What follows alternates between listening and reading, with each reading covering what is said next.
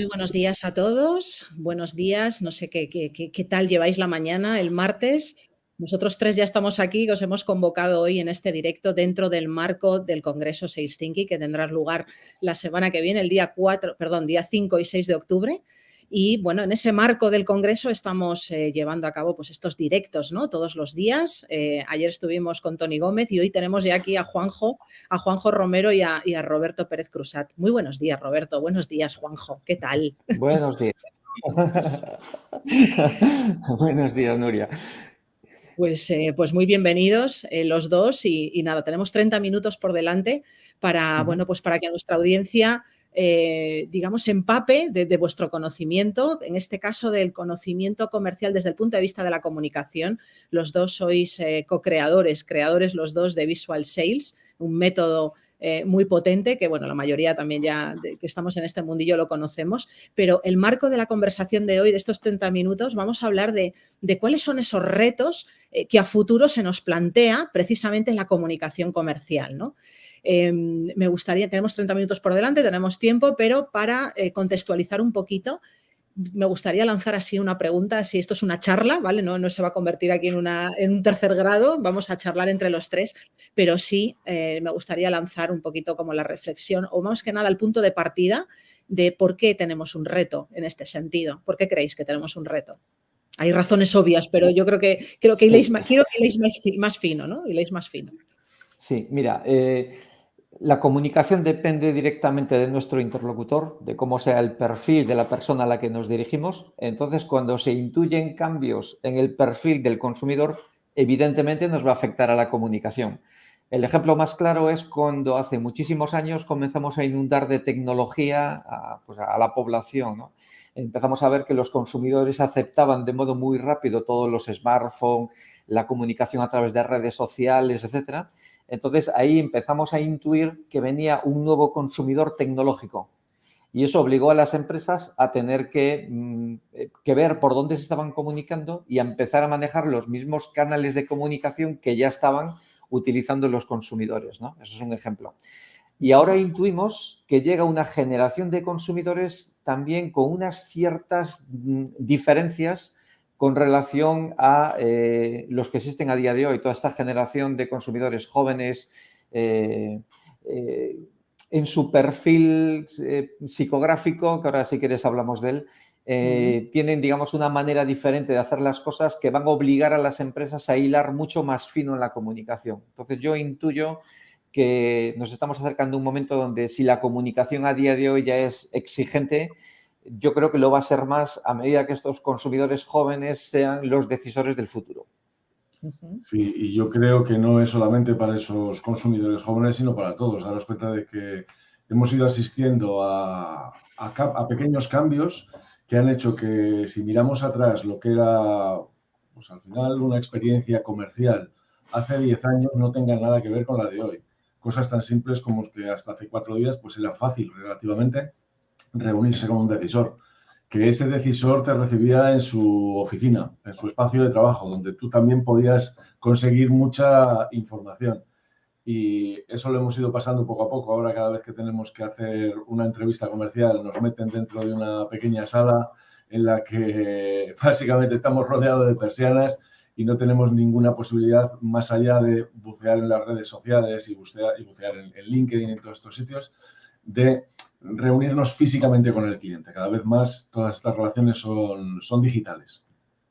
Totalmente. Nuestra forma de comunicarnos ha cambiado, los hábitos de consumo, en fin, todos los procesos de ventas, la forma de vender, el enfoque, sin ninguna duda. Entonces, ¿cuáles creéis que son esos retos a los cuales nos enfrentamos? Claro, desde el punto de vista de la comunicación. Ok, pues mira, te lo voy a decir con una analogía, no puedo entrar en mucho detalle por culpa de tiempo, lo abordaremos en el congreso, sí que tienes previsto para el 5 de octubre, 5 y 6 de octubre, ¿no? Sales Thinking, ahí voy a dar más detalle, pero déjame que con una analogía te explique cómo funciona nuestro cerebro a la hora de procesar información, ¿no? Estupendo. Tenéis que imaginaros una caja fuerte acorazada de un banco, es donde tenemos allí metido en una caja fuerte el dinero, los documentos, ¿vale? Esta caja acorazada.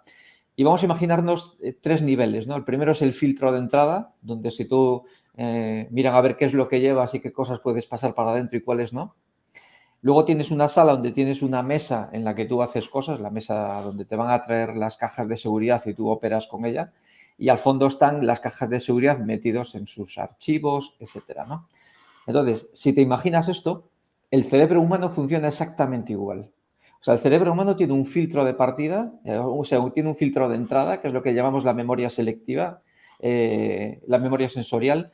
La memoria sensorial filtra todo lo que nosotros nos muestran desde el punto de vista comercial, lo filtra, no pasa todo para adentro, solamente prestamos atención a ciertas cosas. Esas cosas que se filtran pasan a la mesa de trabajo, que es donde se toman las decisiones, y eso se complementa con la información que tenemos en nuestra memoria, con nuestros conocimientos, nuestras experiencias, nuestros miedos, etcétera, ¿no? Entonces, ahí es donde se toman decisiones.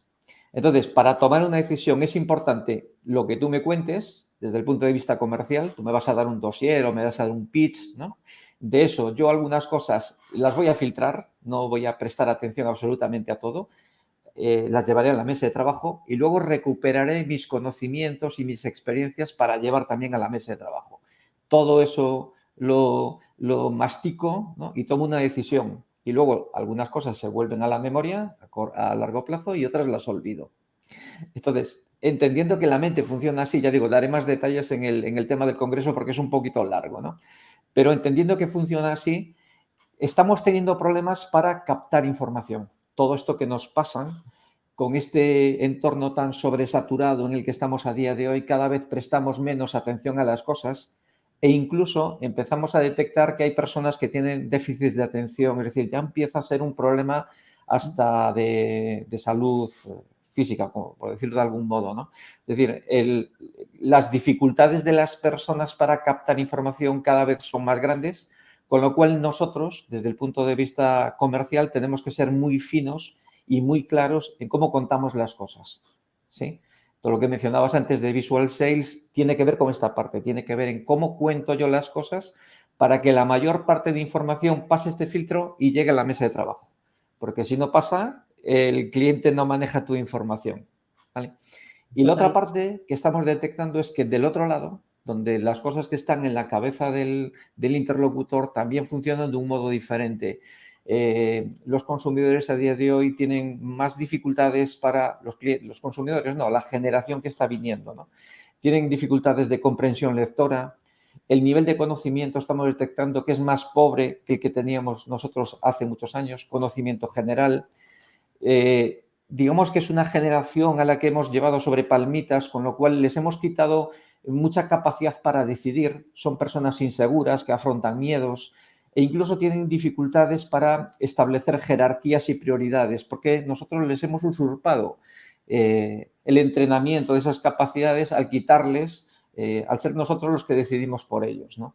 Entonces, digamos, uniendo las dos cosas, ese déficit de atención derivado de un mundo sobresaturado de estímulos y luego estas dificultades en cuanto a un menor conocimiento, dificultades de entendimiento y miedos a la hora de tomar decisiones, hace que las empresas se tengan que plantear cómo hacen la comunicación. Tenemos que facilitar mucho más la toma de decisiones.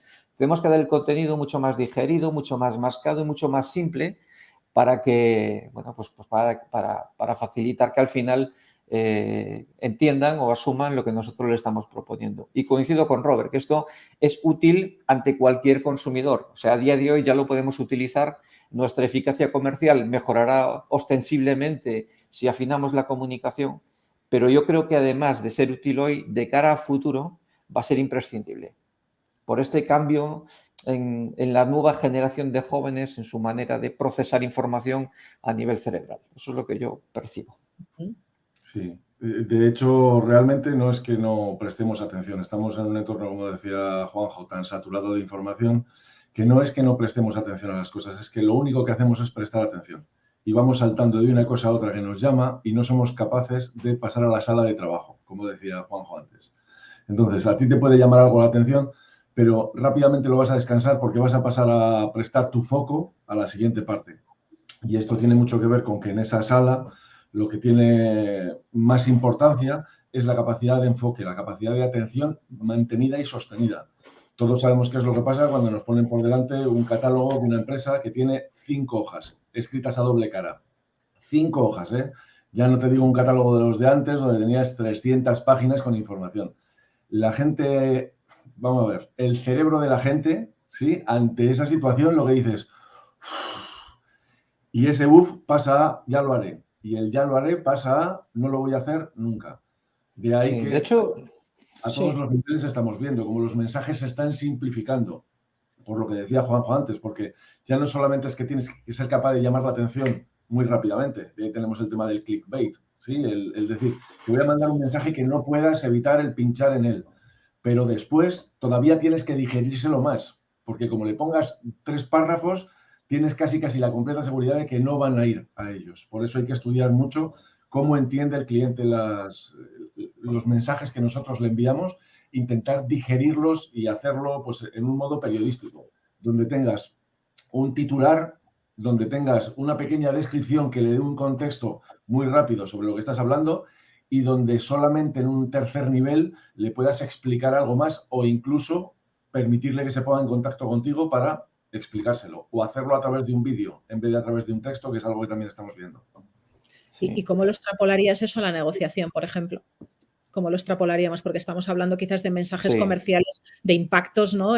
Pues a lo mejor publicitarios o incluso en un dossier, no sé, una propuesta, pero en una negociación, en una comunicación, ¿cómo lo podríamos? Es una comunicación en base a la negociación, me refiero, ¿cómo lo extrapolaríamos? Vale, pues mira, primero, todo lo que es la gestión del lenguaje no verbal es importantísimo, porque es verdad que cuando tú estás delante de una persona que tiene una buena oratoria, te sientes más cómodo, prestas más atención y estás más a gusto a su mensaje. Más conectado. Entonces, la parte de la oratoria es fundamental al principio, cuando decimos tenemos este filtro que rechaza cosas o las hace pasar para adelante, ¿no? Cuando tu interlocutor con el que estás negociando es una persona con muy mala oratoria, tú rápidamente desconectas. Entonces ahí se te escapa información, ya no le prestas atención a nada.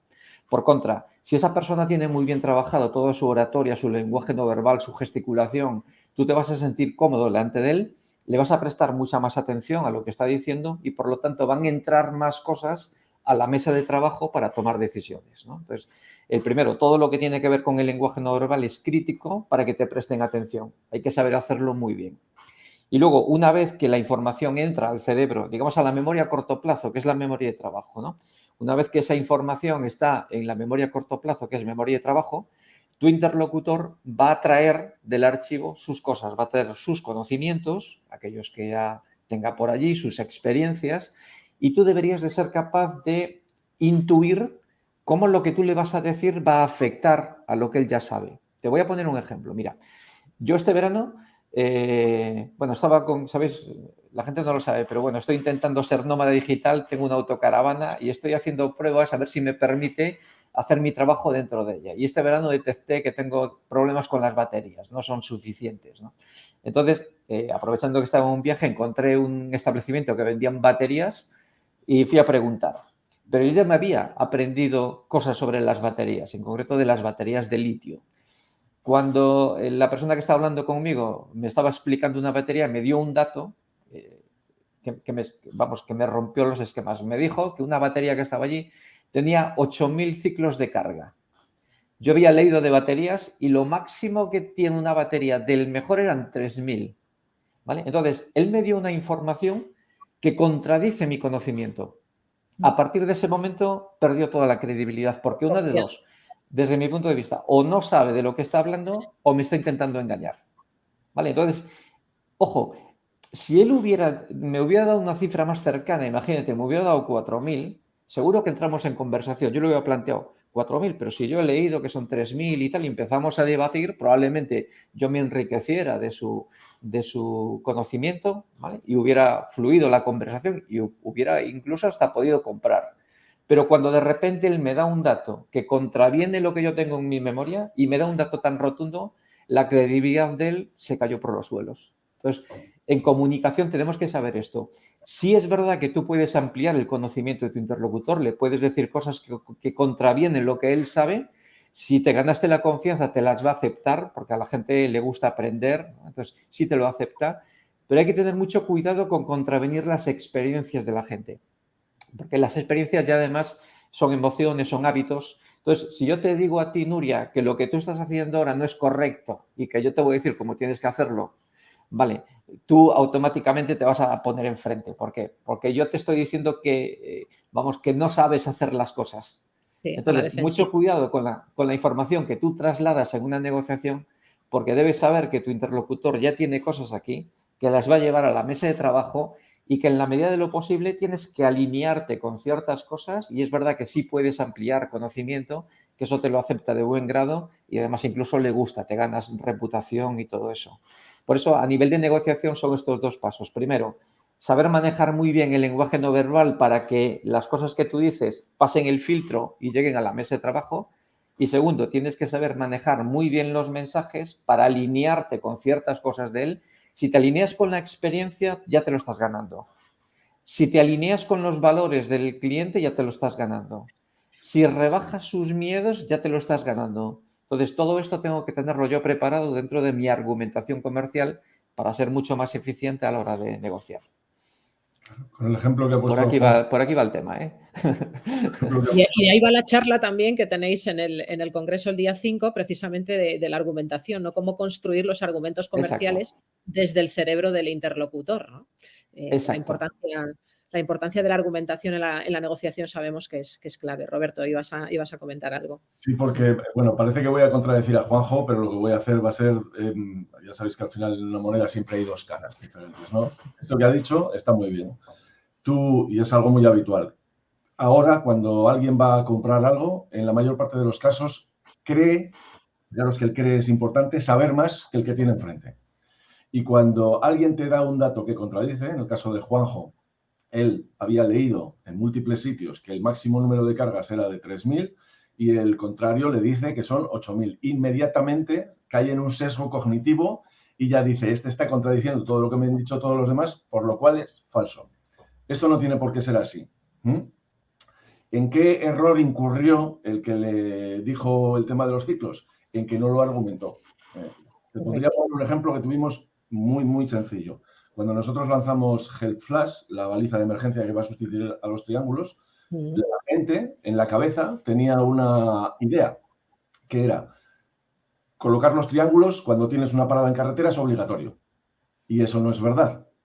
No es verdad porque la ley no obliga a colocar los triángulos, obliga simplemente a llevarlos.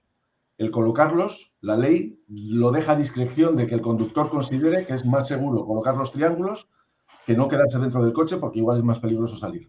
Qué matiz tan sutil y tan importante.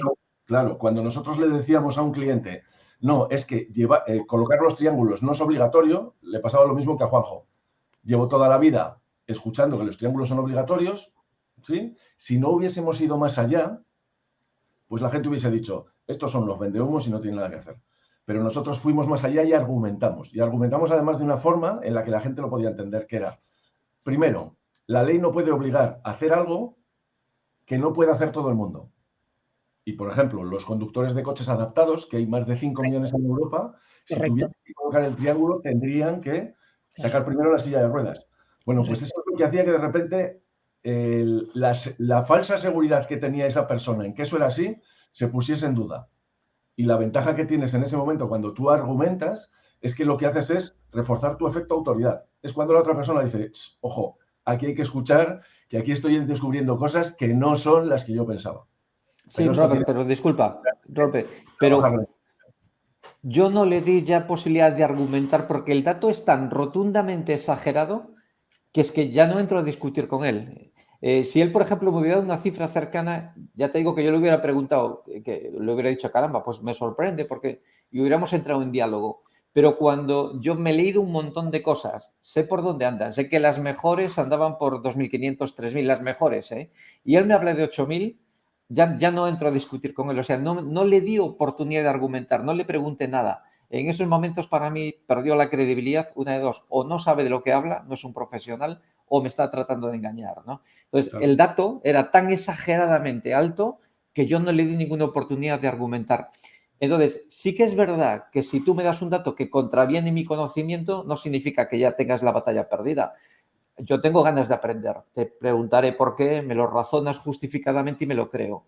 Pero claro, tiene que ser un dato no en este caso tan rotundo y tan exagerado como lo que me sucedió a mí. En ese caso ya no hubo margen.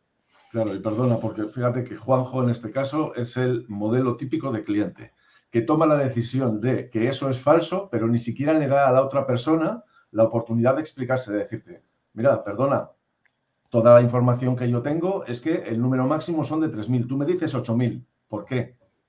Fijaros que muchas veces el cerebro es tan vago que no vamos a darle a otro la oportunidad de que nos convenzan y de que nos aporte absolutamente nada. Nosotros decidimos que eso es así y no buscamos más alternativa. Lo decidimos, Robert, y es así. Sí, sí. Ya desechamos completamente, pues en fin, todo lo que no sea lo que tienes en la cabeza en ese momento, que esa información previa que tú has recabado, como comentáis. Y aquí se abre... Perdón, Nuria. Sí. Y además lo que dice Juanjo, que esto al final tiene que ver con que una vez que tú has tomado esa decisión, todo lo que venga a continuación ya no tiene ningún interés. Ya no vale, ya no tiene ninguna credibilidad. Cuando tú tienes una primera impresión de una persona, el cambiarla es muy difícil, porque tú vas a seleccionar todo lo que venga para que se ajuste a esa primera decisión, a ese primer, digamos, contacto que has tenido con esa persona. Si te ha caído mal al primer momento, te vas a fijar nada más en aquellas cosas que refuercen esa opinión a la que tú has llegado. Totalmente. Ya no hay confianza, con lo cual ya no te da una oportunidad. O sea, se ha roto la confianza, se cierra en banda y todo lo que, como comentas, todos los argumentos que hay alrededor los va a adaptar a esa idea predeterminada que se ha hecho de ti ya en el minuto 1 con ese dato simplemente. Y ahí sí, pero un matiz, no, yo no tomé una decisión en base a su aspecto, yo no lo prejuzgué. La persona estaba conversando conmigo con normalidad, yo no tenía nada en contra de ella. Fue a partir de este dato cuando se me cruzaron los cables. Claro, fue a partir de este momento de la conversación donde dio un dato que a mí me resultó tremendamente exagerado y fuera de lógica, ¿no? Sí, porque efectivamente entra en conflicto porque es contradictorio con la información que tú manejas. Entonces, si es muy dispar, la confianza se rompe. Porque dice, bueno, ¿qué me está contando? Porque es lo que decías al principio, o sea, hay una variación, una horquilla más o menos, pues asumible. Puede haber, pues lugar a argumentar, decir, oye, ¿por qué hay esta diferencia? Vamos a ver por qué es. Pero claro, cuando es tan abismal, la confianza se rompe y dices, esta persona ya no confío en lo que me está diciendo porque es muy dispar con la información, con respecto a la información que yo manejo, ¿no? Claro, ¿y qué pasa? Pero fíjate, sí, en temas de conocimiento sí que puede incluso en un momento dado entrar a que me lo expliques, ¿no? Pero si en vez de eso tú contradices mi experiencia, me vienes a decir esto lo estás haciendo mal, ¿sí? Ahí las posibilidades de que ya se corte la negociación son mucho más altas, ¿no? O sea, ahí con el ego hemos topado, ¿no? Ahí con el ego hemos topado. Exacto. Y justo lo contrario, si yo soy capaz de alinear mi argumentario con tus experiencias, con frases del estilo como tú sabes esto de tal, y me apoyo en tus experiencias, entonces la entrada de la información es brutal y las posibilidades de convencerte son mucho más. Por eso yo como comercial en una negociación debería de tener muy cuidado mis argumentarios para saber por dónde puedo entrar e ir muy rápido y por dónde puedo encontrarme con un tapón que me puede tumbar la negociación.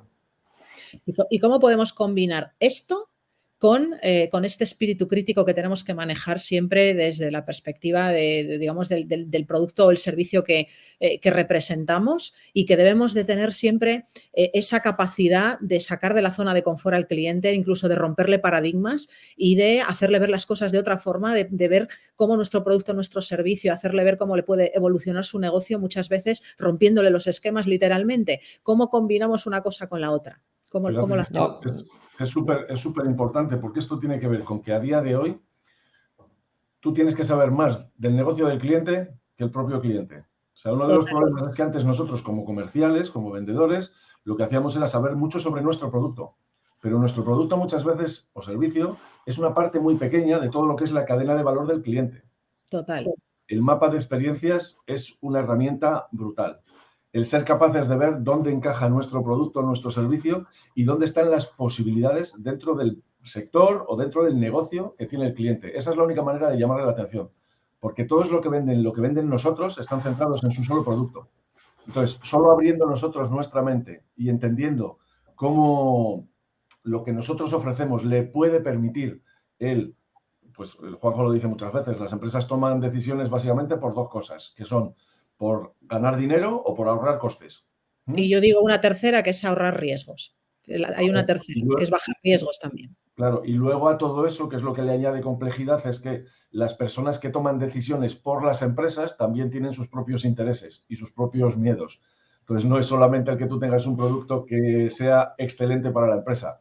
Tienes que encontrar también la manera de eliminar los miedos de la persona que va a tomar la decisión. Sí, Nuria, yo no veo, o sea, sí creo que el que tú le abras la mente al cliente va a ser bien aceptado. De hecho, a todo el mundo nos encanta aprender. Entonces, cuando yo estoy en una conversación y alguien me aporta datos rupturistas que me hacen pensar, eso me gusta. Pero sí tengo que saber dos cosas. Primero, que cuando yo cuente eso va a provocar un shock, porque estoy diciendo cosas que no estaban en su cerebro. Entonces, va a provocar un shock, con lo cual tengo que llevar evidencias y argumentarlas muy bien. Porque de entrada él, digamos, se va a despertar y va a prestarme mucha atención. Entonces, todo lo que diga a continuación que se sale de sus paradigmas, de lo que él ya tenía archivado en su cabeza, si lo tengo perfectamente documentado, si me gané la confianza y si lo hago con evidencias, el cliente me las va a aceptar. Y finalmente, sacará la impresión de que es tanto un buen profesional, que sabe de lo que habla y las probabilidades de vender son altas, ¿no? O sea que sí es posible hacerlo, pero hay que tener este cuidado, hay que tener la precaución de hacerlo bien y de tenerlo muy bien argumentado y con evidencias dentro de lo que es la conversación de negociación. ¿Vale? Hay que prepararse esto. Si no, si simplemente dices cosas por decir y no las soportas en nada, cosas que vayan contra lo que el cliente sabe, la vas a pifiar. Nosotros lo resumimos al final en 3 niveles. El primero, que es el de conocimiento, el que la gente conozca lo que tú tienes, ¿no? Y lo que puede hacer por él. El segundo es confianza, el que piense que realmente todo eso que le estás transmitiendo a través del conocimiento es real. Y luego la parte de la emoción, que al final es la emoción la que conduce a la acción. Entonces, si tú logras eso, si tú logras que el cliente conozca, entienda, consigues que el cliente confíe y le llevas a un estado emocional que le permita actuar, pues conseguirás tu objetivo. En una negociación, en una venta, en cualquiera de las situaciones en las que nos encontramos todos los días. Son capas que hay que ir trabajando, totalmente de acuerdo. Además, hay que ir trabajando una a una, porque el problema es cuando tú quieres hacerlo todo a la vez. Totalmente. Sí, unos tienen que ver con la calidad del argumentario y otros tienen que ver con la calidad y la expresividad del lenguaje no verbal en la comunicación. Uno es tener un buen pitch de ventas, sólido, bien razonado, etcétera, y otro tiene que ver la confianza sobre todo en cómo tú te diriges al cliente, si le miras a los ojos, cómo gesticulas, cómo te relacionas con él, ¿no? Y ya para terminar, bueno, no sé si tenéis alguna pregunta, si queréis podéis poner alguna pregunta en el chat, las personas que nos estáis escuchando en directo, pero Juanjo, Roberto, ¿qué es lo que se va a encontrar las personas que asistan al congreso Sales Thinking, que es el primer congreso, recuerdo, que hacemos desde Scala Growth Business School? Es un congreso que este año lo haremos online, probablemente el año que viene ya veremos, lo haremos presencial, pero este año es el primero, lo haremos online. ¿Qué es lo que se van a encontrar en vuestra ponencia, Juanjo, Roberto, que será el día 5 y recuerdo el título, cómo construir los argumentos comerciales desde el cerebro del interlocutor? Exacto, pues vamos a entrar en el detalle de esta parte que decíamos que el cliente ya tiene cosas en su cabeza, entonces lo que tú me cuentes lo voy a contrastar. Vamos a entrar en detalle de qué cosas tiene el cliente en su cabeza y tú deberías tomar en cuenta y cómo las manejas para alinearte con él y que tu conversación fluya rápida y no se atasque. Es un poco más científico y un poco más detallado esta segunda parte de tomar en cuenta el cerebro del interlocutor, porque desgraciadamente muchas veces cuando construimos comunicación comercial lo hacemos desde nuestro propio paradigma de vendedores. Es ¿qué te quiero contar yo a ti? ¿Vale? Pero no solo es importante qué te quiero contar yo a ti. El cliente también trabaja con cosas que él ya sabe, ¿no? Vamos a explorar qué cosas sabe él y cómo tú tendrías que tomarlas en cuenta cuando crees argumentación comercial. Perfecto, pues no sé si veo que no hay preguntas, está el chat, dándoos las gracias, diciendo que esta información es oro en polvo, dice LinkedIn Users, no sé el nombre, pero pone eso en el link. aprendizaje que viene de la experiencia. Así es que, bueno, muy agradecida a la audiencia por el directo de hoy.